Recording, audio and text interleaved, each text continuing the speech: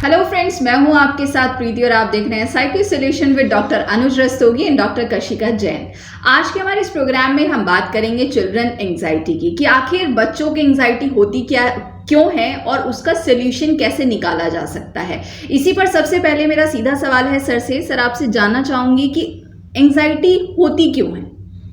देखिए, सबकी ना अपनी अपनी पर्सनैलिटी होती है। कई बार तो जो एंजाइटी होती है वो वाकई ट्रू ही होती है। अब जैसे आप छत पे जाके खड़े हो जाएं, या जीने की जो राइजर्स हैं वो ऊंचे हैं, या आप किसी स्टूल पे खड़े होके एटिक से ऊपर के एरिया से सामान निकाल लें, तो वो एक एंजाइटी तो है ही ना। थोड़ा सा आपका पैर डिसबैलेंस हुआ तो गिर जाओगे, चोट लग जाएगी। तो उस समय तो एंजाइटी होना हमारे फ़ायदे के लिए है ना। इसका मतलब आप ज़्यादा कॉशियस हो। जी। फिर ये नहीं कहीं बात कर रहे हैं मोबाइल पे, मोबाइल लगा के आप स्टूल पे चढ़ गए, आप समझ रहे हो। तो जैसे तो वो एंजाइटी तो नॉर्मल है, बट एक डिस्प्रपोर्शनेट एंजाइटी हो गई जो कि आपके प्रीवियस एक्सपीरियंस से ओरिजिनेट हो गई। या अब जैसे स्कूल के अंदर ना, जैसे बहुत कॉमन है बच्चों के अंदर, किसी टीचर ने बच्चे को किसी बात के लिए पनिश कर दिया, वो बोल रहा था या उसने होमवर्क नहीं करा, तो उसने उसको क्लास में खड़ा कर दिया सपोज, या उसको क्लास से बाहर जाने के लिए कह दिया। तो अब ज़रूरी नहीं जो दूसरा बच्चा है उसको उसने कहा है, बट दूसरे कुछ बच्चे ऐसे होंगे जो उस बच्चे को देख के एंजाइटी डेवलप हो जाएगी कि अभी हमें भी निकाल देगी। और इसके साथ शुरू होता है कॉग्निटिव फ्यूज़न। कॉग्निटिव फ्यूज़न का मतलब है जो बच्चा जो इस तरह की पर्सनैलिटी के बच्चे हैं जिन्हें बहुत ज़्यादा एंजाइटी जल्दी से हो जाती है। पेरेंट्स ही सोचते हैं एंजाइटी नहीं होती, एंजाइटी बहुत कॉमन है बच्चों में। वो क्या सोचेगा कि अब ये जो है मुझे भी निकाल देगी, मैं ज़रा सा भी बोला तो ये टीचर देख लेगी और ये मुझे निकाल देंगी तो फिर ये मेरे मम्मी पापा को बुलाएंगे और ये मुझे जो है पता नहीं स्कूल से ना निकाल दें और मेरे को फेल ना कर दें। तो इस तरह की एंजाइटी बच्चों के अंदर हो जाती है। इसको कहते हैं कॉग्निटिव फ्यूजन। जो चीज़ है नहीं वो उसने सोचा और सोच के उसकी कल्पना में घिर गया। अब इसमें जैसे हमारे ब्रेन के अंदर जो एंजाइटी जो ओरिजिनेट होती है दो जगह से होती है। कॉर्टेक्स में जो उस ब्रेन का बाहरी हिस्सा है, और जो एक अंदर का एमिगडाला जो अंदर का हिस्सा है। जो अंदर वाला हिस्सा है उसमें एड्रेनलिन का सर्ज होता है। अचानक से दिल की धड़कन बढ़ जाएगी, पसीना आ जाएगा, मतलब एड्रेनलिन रश हो जाता है एकदम। और वो सबकॉन्शियस लेवल पे भी डेवलप हो जाता है, या कुछ आपके पुराने एक्सपीरियंस हैं कुछ है तो अचानक से वहाँ हो जाता है। कॉर्टेक्स वाला जो होता है वो इमेजिनरी होता है कि टीचर मुझे भी खड़ा कर देगी, मुझे निकाल देगी और फिर मेरे पेरेंट्स को बुलाया जाएगा, फिर मेरी टीसी दे दी जाएगी। मतलब इस तरह जो भी उस बच्चे को थोड़ी बहुत नॉलेज है वो इस तरह से वो एंजाइटी का शिकार हो जाते हैं। और उसका अल्टीमेट आउटकम क्या हो जाता है, वो स्कूल जाने से बचने लगते हैं, क्योंकि they keep on mulling that. Mulling means उसी पे ओवर थिंक करते रहेंगे, थिंक करते रहेंगे और वो फिर स्कूल जाने से बचने लगेंगे। उन्हें सुबह स्कूल जब जाने का टाइम आएगा तो उल्टी आने लगेगी, पेट में दर्द हो जाएगा, सिर में दर्द हो जाएगा, या उठेंगे नहीं, खाना नहीं खाएंगे, पेट दर्द खूब बताते रहेंगे। तो वो कहीं ना कहीं उसका जो रूट कॉज है वो जो उसने अपने अंदर एक लूप बना लिया, एक अपना थॉट प्रोसेस बना लिया है, उसकी वजह से हो जाता है। बिल्कुल। सो व्यूअर, जैसे कि आपने जाना कि कई बार ओवर थिंक करने की वजह से भी बच्चों को एंजाइटी हो जाती है। अगर हम इन थॉट्स को चेंज कर पाएं तो शायद इस प्रॉब्लम का सलूशन हो सकता है। तो क्या मैम ये पॉसिबल है कि हम थॉट को चेंज कर सकते हैं? डेफिनेटली ये पॉसिबल है। आप अपने माइंड को रीप्रोग्राम कभी भी कर सकते हैं। बेसिकली हमारा माइंड कंडीशन हो जाता है और वो जिन चीज़ों से पहले आपको डर नहीं लगता, जिन चीज़ों को देखकर आपको पहले एंजाइटी नहीं होती, जिन सिचुएशंस में एंजाइटी नहीं होती है, उसमें भी माइंड एंग्शियस होना, फेयरफुल होना सीख लेता है। तो आप कभी भी चीज़ को अनलर्न कर सकते हैं और अनलर्न करके नई चीज़ को लर्न कर सकते हैं। अब सिंपल सा ऐसा है, जैसे अभी सर भी कह रहे थे कि हमें सिचुएशंस को एस्केप नहीं करना है, क्योंकि जैसे ही हम किसी सिचुएशन से बचते हैं तो वो चीज़ हमारे माइंड में और स्ट्रांग हो जाती है और हमारा माइंड सीख जाता है कि चीज़ों से बचा भी जा सकता है। और फिर वो एक नहीं, वो फिर हर सिचुएशन में ऐसे ही करने लग जाता है। तो फियर को आपको फेस ही करना पड़ेगा। शुरुआत में बड़ी एंग्जाइटी होगी, जैसे अगर सपोज किसी बच्चे को यही डर लग गया है कि टीचर ने एक स्टूडेंट को निकाल दिया था और मुझे भी निकाल देंगी, तो वहाँ पर डरने की बजाय अगर वो सिचुएशन को फेस करेगा तो उसे पता चलेगा कि टीचर ऐसे ही नहीं निकाल देगी। अगर अपना काम पूरा करूँगा, मैं अच्छी तरीके से बिहेव करूँगा क्लास में, तो टीचर मुझे क्यों निकालेगी। उस सिचुएशन को वो और स्ट्रांगली अगर फेस करेगा तो उसका वो फियर जो डेवलप हो रहा था वो वहीं पर ही पैटर्न ब्रेक हो जाएगा। अब क्या होता है कि कई बार पेरेंट्स भी बच्चों को फियरफुल देखकर सपोर्ट करने लग जाते हैं कि अच्छा बेटा आप स्कूल मत जाओ या हम बात कर लेंगे।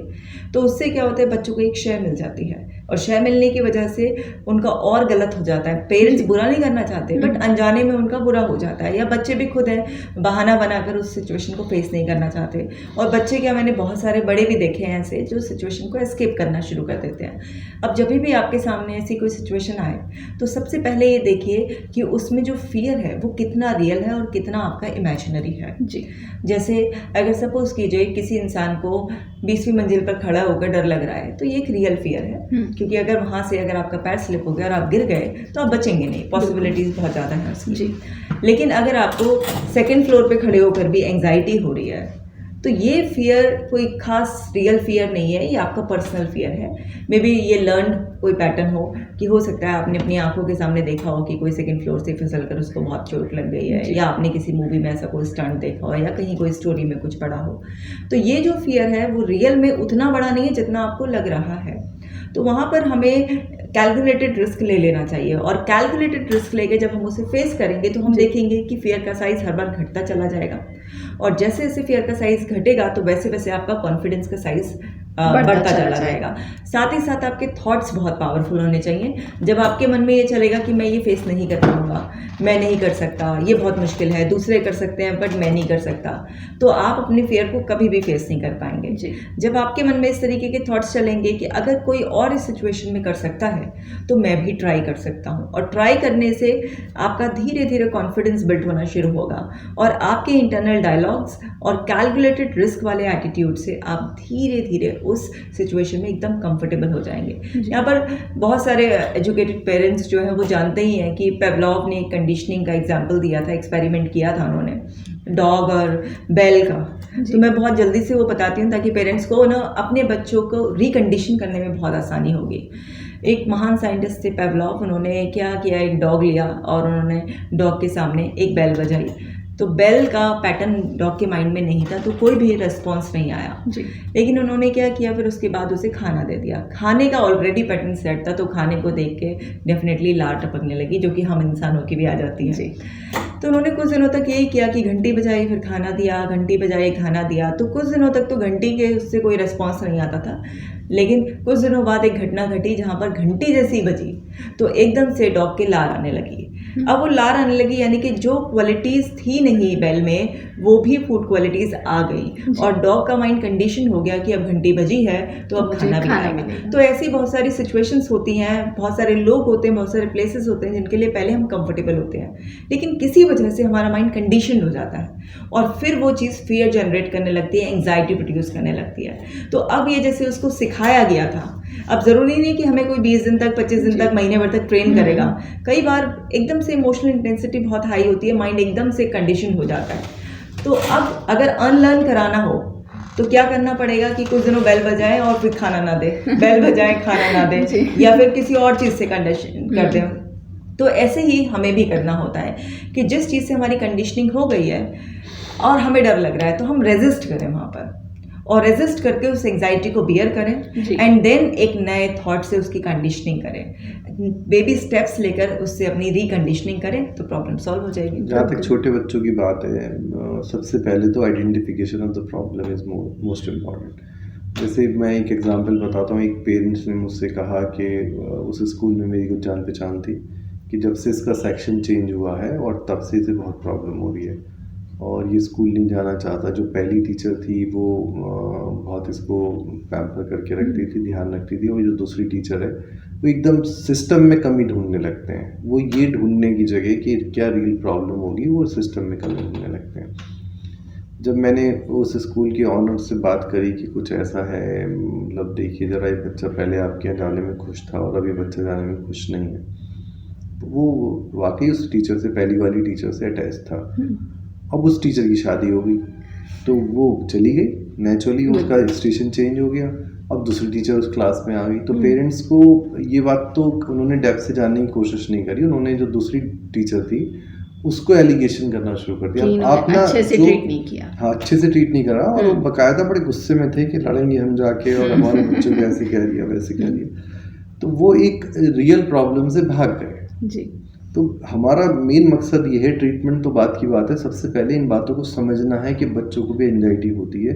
अगर बच्चे की किसी भी बिहेवियर में इरेगुलरिटी आ रही है तो, और अगर उसका फिक्स टाइम है, मान लो रोज़ सुबह उठ के पेट में दर्द हो रहा है या किसी सर्टेन सिचुएशन में पेट में दर्द हो रहा है, तो आप इसे आउट ऑफ द बॉक्स ये भी सोचो कि कहीं किसी चीज़ का भय तो नहीं है इसको, किसी चीज़ से डर तो नहीं रहा। तो जब तक आप उस तरह से नहीं सोचते, अभी जैसे आज भी मैं क्लिनिक पे था तो एक पेरेंट जो थे 4 बार अल्ट्रासाउंड करा लाए बच्चे का, 4 अल्ट्रासाउंड। अब मुझे ये समझ नहीं आता भाई क्या ढूंढ रहे हो इसमें। एक अल्ट्रासाउंड में भी किडनी वैसी रहनी है, दूसरे में भी वैसी रहनी है, तीसरे में भी वैसी रहनी है, और वो 5वीं बार भी अगर मैं कहता तो करा लेते। जो हमें सजग करना है, पहली चीज़ ये जो उनके थॉट प्रोसेस चेंज करना, ये तो सेकंड स्टेप हो गया। पहली चीज़ कि पेरेंट्स तो समझे, क्योंकि पेरेंट्स आज के अच्छा, समय आप बहुत सबसे ज़्यादा पहले आप किसी को भी ब्लेम करने लगते हैं, बेसिक नेचर है। और खासकर जहाँ आप फीस दे रहे हैं, चाहे आप डॉक्टरी क्लिनिक पे दे रहे हैं या आप स्कूल में दे रहे हैं, तो आप ये सोचते हैं कि वहीं गड़बड़ है। तो आप अननेसेसरी टीचर को ब्लेम करने लगेंगे, सिस्टम को ब्लेम करने लगेंगे, बच्चे को ब्लेम करने लगेंगे किसी दूसरे, जबकि आप रूट कॉज पे समझें। और मैं काफ़ी सिंपल सोल्यूशन ये देता हूँ, जब बच्चा टीचर से डर रहा है किसी भी कारण, तो इसका सिंपलेस्ट सोल्यूशन ये है, क्योंकि कई बार ना बच्चे एक्सप्रेस भी नहीं कर पाते। अगर आप उनसे पूछो, अब कशिका तो निकलवा लेंगे उनकी मुंह की बात, मगर वो एक अलग स्पेशल ट्रेनिंग है, बीइंग साइकोलॉजिस्ट, ये उनके मन में उतर के निकलवा लेती हैं। बट पेरेंट्स के लिए और डॉक्टर के लिए इतना आसान नहीं है उनके मन को खोलना कि वो किस बात से डरे हुए हैं। तो अगर आप उन बच्चों को मैं जैसा करता हूँ कि मैं टीचर के पास एक गिफ्ट लेके भेज देता हूँ, अगर वो बच्चा टीचर से डर रहा है। अब टीचर को इससे कोई प्रभाव पड़े या ना पड़े, मगर बच्चे को ये हो जाता है कि भाई अब टीचर है, अब मुझे वो टीचर हैप्पी है। हाँ, अब तो थोड़े हमारे जो फ्रेंडशिप हो गई या फैमिली रिलेशनशिप हो गई। तो बच्चों की ज़्यादातर प्रॉब्लम स्कूल से रिलेटेड रहती हैं या खेल से रिलेटेड रहती हैं। ऐसी कंप्लेंट बहुत रहती है कि बच्चे को खेलने नहीं दिया, मतलब पेरेंट्स ये बहुत ज़्यादा कहते हैं कि वो क्रिकेट खेलने गया था और उसको जो है चांस ही नहीं देते, उसको बैटिंग ही नहीं देते या उसको बॉलिंग ही नहीं देते। वो रूट कॉज पे जाए बिना एकदम से दूसरे को ब्लेम करने लगते हैं और अपने बच्चे को बिल्कुल ठीक समझने लगते हैं, डिक्लेयर कर देते हैं कि मेरा बच्चा बिल्कुल सही है, उसने कोई मिस्टेक नहीं की, और लोग उसके साथ जो है गड़बड़ कर रहे हैं। तो यहाँ वो उससे फिर आप प्रॉब्लम से भी और सॉल्यूशन से भी भटक जाते हैं। आप फिर वहाँ जाते हैं और बच्चों को बुरा भला कहते हैं या उनके पेरेंट्स से कहते हैं कि भाई ये इसको बैटिंग नहीं देता। आप उसकी कई सारे रीज़न होते हैं, जैसे बहुत सारे बच्चे आउटफील्ड में काम ही नहीं करना चाहते। अब एक बच्चा है जो गेंद, अब अगर आप गेंद खेलोगे, गेंद फेंकोगे और बल्ले से भी खेलोगे तो फील्डिंग भी तो करनी पड़ेगी। बहुत सारे बच्चे वो फील्डिंग करके तैयार नहीं है, वो गेंद नहीं उठाएंगे जी। अब रियल कॉज तो उस प्रॉब्लम का ये है, अगर आप प्यार से जाके उस टीम से पूछो भाई तुमने क्यों बबलू भाई को बाहर बैठा दिया, मतलब इसको क्यों चांस नहीं दे रहे जी, तो वो उनके सामने वो प्रॉब्लम निकल के आएगी and then they can sort it out. Then उसको फिर समझाएंगे कि ये भी एक हिस्सा है, और लोग भी तो कर रहे हैं, आपको भी करना चाहिए। तो आप उस चीज़ को फेस करो, जो भी एक सिचुएशन आई है उसको समझो, फेस करो, उससे भागो नहीं। अब लोग उससे भाग के एक दूसरे पे ब्लेम करना शुरू कर देते हैं। तो देखिए पेरेंट्स, जैसे कि सर ने कहा कि आपको सिचुएशन से भागना नहीं है, उसको फेस करना है। जितना आप उसको फेस करोगे उतना ही उसका अच्छा सोल्यूशन भी मिलेगा। देखिए चिल्ड्रन एंग्जाइटी आज के समय में बहुत बड़ा टॉपिक है, जिस पर बहुत सारी बातें आपको बताने के लिए भी हैं और बहुत सारी चीज़ें पेरेंट्स को भी समझनी होगी और बच्चों को भी समझनी होगी। ये जो एपिसोड है ये हमारा आगे भी कंटिन्यू रहेगा। लेकिन मैम लास्ट में आपसे क्वेश्चन पूछना चाहूँगी, जैसे सर ने भी बोला कि पेरेंट्स इस चीज़ को नहीं समझते हैं, तो पेरेंट्स के कुछ ऐसे सिम्टम्स बताएंगी आप कि उनको लगे कि यस वो गलती कर रहे हैं। देखिए पेरेंट्स ऐसा नहीं है कि वो अपने बच्चे को नहीं समझते हैं, पेरेंट्स से बेटर तो कोई नहीं समझता है। लेकिन पेरेंट्स आजकल ऐसे हुए हैं, घर में 1 या 2 बच्चे होने लगे हैं, तो वो उनको बहुत पैम्पर करके रखते हैं। तो उन्हें लगता है कि बच्चे का थोड़ा सा फेवर कर लिया जाएगा तो बच्चा खुश हो जाएगा। तो यहीं पर गलती है। जैसे सर बता रहे थे कि अगर रूट कॉज तक आप जाएंगे तभी आप बच्चे की कंडीशनिंग चेंज कर पाएंगे। तो मेरा सिंसियर एक रिक्वेस्ट है सभी पेरेंट्स से कि देखिए आप अपने बच्चों के दुश्मन बिल्कुल ना बने। जब भी आपका बच्चा किसी भी चीज़ के लिए एंग्शियस हो रहा है, उसके मन में डर बैठ रहा है, आप उसे टॉक थेरेपी दें। आप उसे अपने पास बिठाएं, अपना क्वालिटी टाइम दें और उसे स्टोरी सुनाकर कोई, या फिर उससे ऐसे ही कुछ चिट चैट कर कर, बातचीत कर कर, क्वेश्चंस कर कर उससे उसके मन की बात निकलवाएं। उसको उसकी बॉडी में ही कि बेटा अगर आपको एंग्जाइटी होती है, आपको डर लग रहा है, तो आपको बॉडी के कौन से पार्ट में अनकंफर्टेबल फीलिंग्स हो रही है और इन फीलिंग्स का नेम क्या है जी। क्योंकि हर फीलिंग का बच्चा कोई ना कोई नेम देता है। जैसे छोटे बच्चे आते हैं, वो मुझे नहीं बता पाते, वो कहते हैं मैम पेट में ऐसा लग रहा है जैसे यहाँ से कुछ उधर चल रहा है। सो बच्चा जिस भी तरीके से एक्सप्रेस करे, बच्चे को एक्सप्रेस करने दें और आप खुद ही पजल की पीस जोड़ें जी। जब आप ऐसे समझदारी से काम लेंगे तो आप अपने बच्चे को अच्छी तरह से समझ पाएंगे। आप बच्चे का अगर फेवर भी लेते हैं वो बहुत अच्छी बात है, सब अपने बच्चों को बहुत प्यार करते हैं, लेकिन अगर आप बिना रूट कॉज को समझे उसका फेवर लेते रहेंगे तो उसका माइंड ऐसे ही प्रोग्राम होता रहेगा कि भाई अगर मेरी भी गलती है तो कोई बात नहीं है, मम्मी जाएगी और टीचर को डांट देगी, कभी कभी किसी और फ्रेंड को डांट देगी, तो वो क्या है मिक्सअप नहीं हो पाएगा अपने पीयर ग्रुप में और धीरे धीरे लोग उसे डिसलाइक करने लगेंगे और फिर वो आइसोलेटेड फील करेगा। तो ये एंग्जाइटी का पैटर्न बहुत स्ट्रांग हो जाएगा। तो पेरेंट्स को बस इतना करना है कि बचपन में ही बच्चे को ये स्ट्रांग मैसेज कन्वे करना है कि बेटा जो भी फीलिंग है, एंग्जाइटी एक जस्ट फीलिंग ही तो है और हर फीलिंग के पीछे एक कॉज होता है, चाहे वो आपकी थॉट हो या आपका कोई एक्शन हो। ये चीज़ बच्चे के मन में बचपन से डाल दीजिए, बच्चे को कोई भी परेशानी नहीं होगी। मैं एक लास्ट में एक लाइन ऐड करना चाहूँगा, जब भी आपके बच्चे को कोई प्रॉब्लम लगे और कोई माल एडजस्टमेंट की प्रॉब्लम लगे तो सबसे पहले सोचो कि कोई दूसरा क्यों उसके साथ माल एडजस्टमेंट करेगा, क्यों टीचर उसके पीछे पड़ेगी, क्यों कोई दूसरा बच्चा उसे परेशान करेगा। ये सबसे पहले ना ब्लेम गेम जो है इससे बचना है और रूट कॉज तक जाके आराम से मीन्स उससे पूछो क्या हुआ क्या है, टीचर से भी मिल लो, आप वो बताएगी आपको अगर कोई बात है तो, रादर देन आप एकदम के वो ट्यूशन के लिए प्रेशर डाल रही थी। एक बड़ा कॉमन उनका वो है जिनके बच्चों के नंबर कम आते हैं कि ये ट्यूशन पढ़ने नहीं गया तो ये नंबर कम आ गए। तो इस तरह से वो बहुत सारी चीज़ों को गलत सोचते हैं, जो वाकई में है नहीं वो वैसा सोचते हैं। तो अगर वो दूसरे को ब्लेम करने की जगह आराम से शांत मन से सोचें कोई दूसरा क्यों करेगा। बिल्कुल, कोई जानबूझकर तो कोई परेशानी क्यों करेगा, मतलब तुम्हारी बच्चे को क्यों करेगा जी। वाई नॉट टू अदर, जहाँ इतने 40-50 बच्चे पढ़ रहे हैं वहाँ पे, तो आप ही के बच्चे को क्यों प्रॉब्लम हो रही है। तो you should find it out.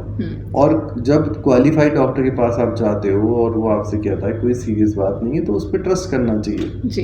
But ज़्यादातर पेरेंट्स को क्या रहेगा, वो ढूंढते रहेंगे मतलब वो कि कुछ है, ये ऐसा नहीं है कुछ है जी। तो वहाँ जो वो उनकी जो एंजाइटी है, जो उनकी घबराहट है, वो समझ नहीं पाते। और जब डॉक्टर इस बात के लिए उन्हें बताना चाहते हैं या उस डायरेक्शन में ले जाते हैं या वो कहेंगे साइकोलॉजिस्ट से मिल लो, तो बहुत लोग बुरा भी मान जाते हैं। बिल्कुल, बट साइकोलॉजिस्ट से मिलना आज के समय में कोई बुरी बात मुझे नहीं लगता कि है, क्योंकि आज के समय में हमारे पास इतनी सारी चीज़ें होती हैं, चाहे वो छोटे बच्चे उनके ऊपर भी टेंशन्स हैं, जो बड़े हैं उनके ऊपर भी टेंशन है। तो ये सिर्फ आपको एक हैप्पी लाइफ जीना सिखाते हैं, आपकी प्रॉब्लम का सोल्यूशन करते हैं। जैसे कि डॉक्टर्स ने भी आपकी प्रॉब्लम का बहुत सारा सोल्यूशन किया होगा कि आप अपने बच्चों को कैसे समझा सकते हैं और कैसे एंग्जाइटी से दूर रख सकते हैं। Thank you so much sir, thank you so much ma'am. Parents, अगर आपके कोई भी सवाल हैं तो आप हमें ज़रूर लिख कर भेजिएगा, हम उसका जवाब आपको ज़रूर देंगे। और हमारे टॉपिक अभी कंटिन्यू रहेगा, नेक्स्ट एपिसोड में हम फिर से मिलेंगे और बात करेंगे कुछ और सोल्यूशंस की। Bye bye.